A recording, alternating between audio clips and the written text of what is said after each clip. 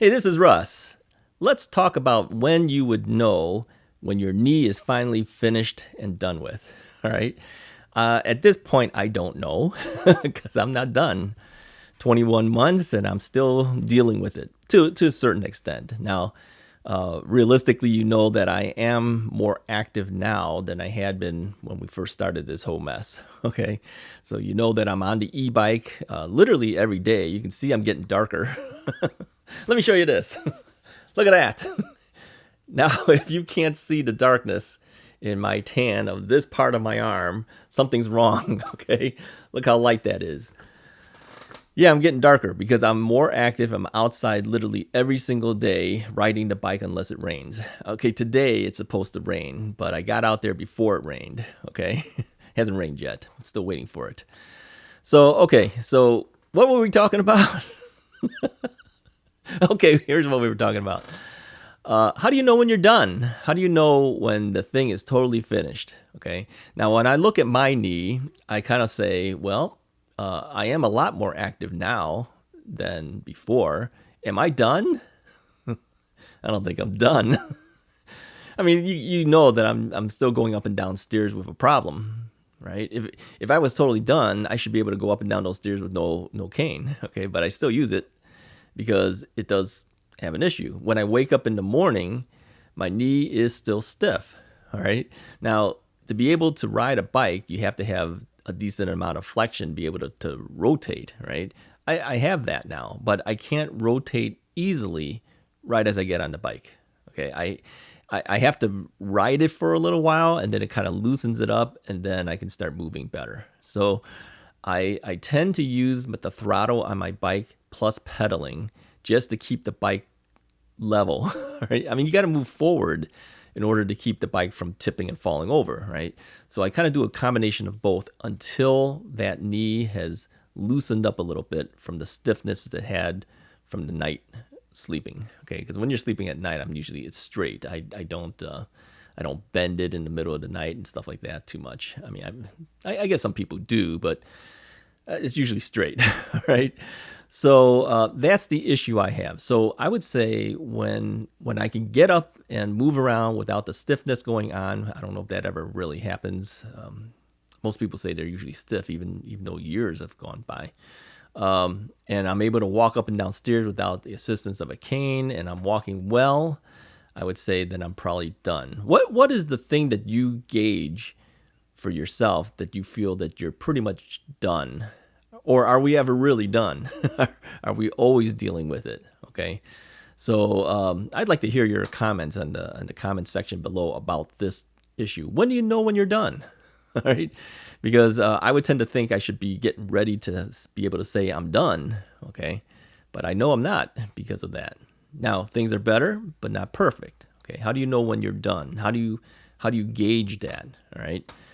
And I've said before that you got to keep exercising somehow. Now, my wife is always on my case because she says you're using pedal assist level 2 on your e-bike. Go down to level 1, right? Level 1 is kind of tough, but I did do it this week. Several times I did go down to 1.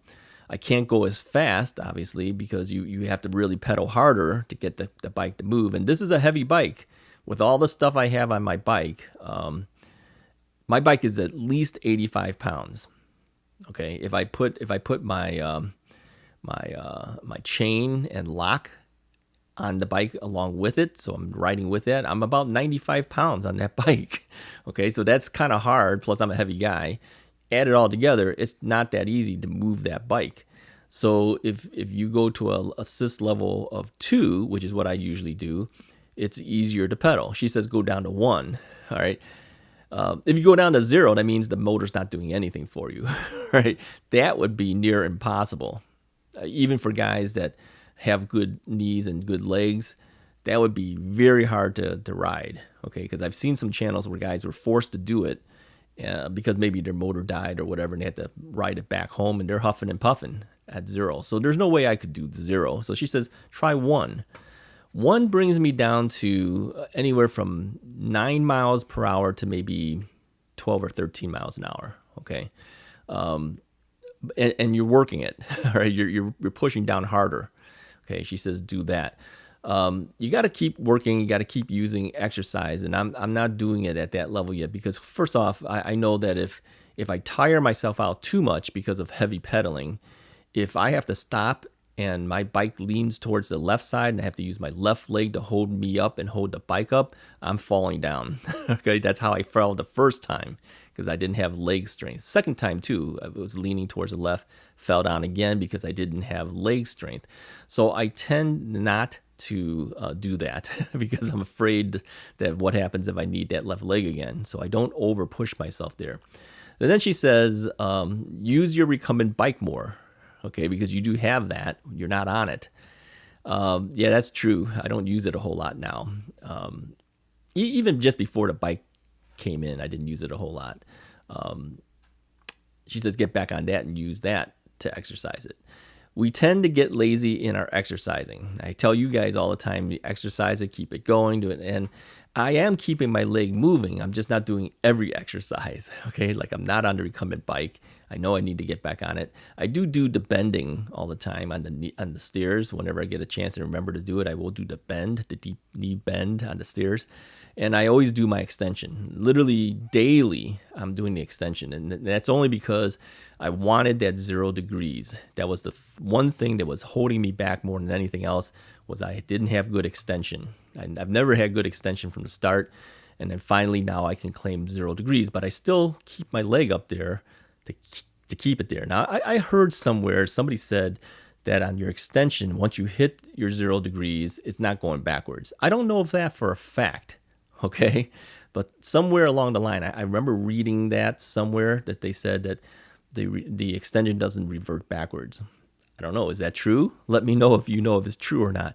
But I still do the extension by putting my leg up on the table when I'm sitting at the computer desk. And just letting gravity push down on it to keep that thing straighter, okay? If it doesn't revert back, should I stop? That's the question I have because, I don't want to keep doing that because it hurts after a while. I mean, you leave it up there and just the sheer gravity of it just, being supported up on the table, trying to straighten your leg out, okay? I usually put my heel on the table, I should say. I don't support the calf on the table. That doesn't do you any good for trying to get an extension. I put the heel, and I usually wear athletic shoes, and so it's not hard on my heel because I got padding from the shoe. So that's what I do constantly, and I would like to stop doing that if I don't need to do that, okay? But the flexion, I know that if you stop, you can revert backwards because mine's reverted back for a while. It hasn't gone back yet. I'm still at 120, okay? So got to keep working at. So that's the question of the day. How do you know when you're done? All right. Anyways, think about it. Put a comment below, and I will talk to you guys next time.